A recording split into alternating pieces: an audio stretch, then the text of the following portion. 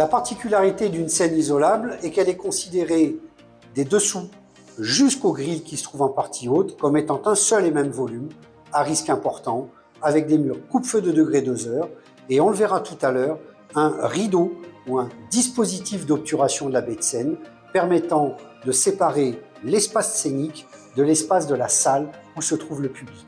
Là, je vais vous emmener dans les dessous de scène, c'est-à-dire l'espace qui se trouve en dessous du plateau de scène et qui permet de stocker, notamment pendant le spectacle, les décors et les encours servant au spectacle lui-même. Rien ne doit être stocké de combustible en période d'inoccupation de la salle. Venez, je vous emmène.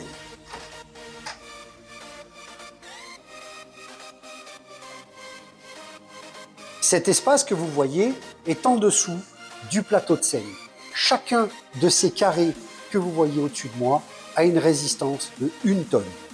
Bien sûr, les piliers qui sont ici permettent de moduler la hauteur du plateau de scène et notamment, on peut faire descendre le plateau à cette hauteur, voire ne rien mettre. On peut mettre une piscine, c'est par là que le magicien s'en va d'ailleurs.